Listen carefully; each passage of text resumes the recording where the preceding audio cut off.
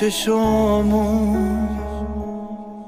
میبندم، میخوام هرچی غصص بمیره که تو خواب یکی از تنم عطر تو پس بگیره. نمیشه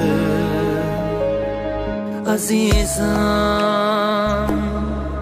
نمیدونی عشقت چقدر سینه سوزه، چه سخته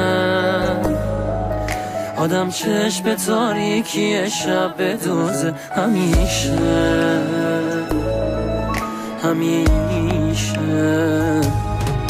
شبا بیدار و روزا خیره به عکست، این شده کارم دیگه طاقت ندارم.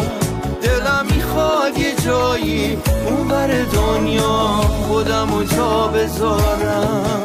آخه عادت ندارم تو که نباشی، خوابم نمیره، خیلی دلم میگیره، فراموشم نمیشه خاطره هامون، واسه من خیلی دیره.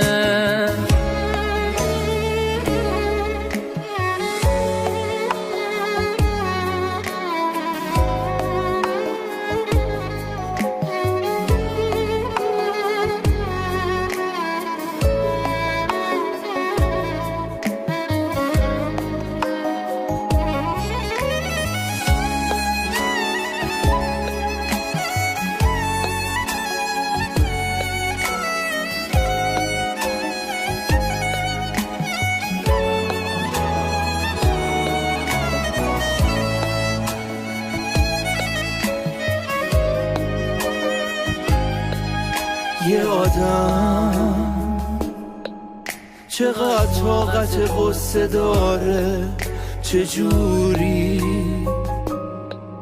میشه خنده روی لبام پا بذاره دوباره.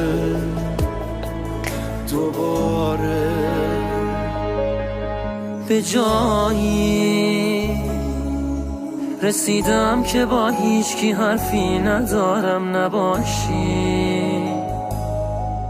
من هیچ حسی به روز برفی ندارم، نمیخوام بباره. شبا بیدار و روزا خیره به عکست، این شده کارم دیگه طاقت ندارم.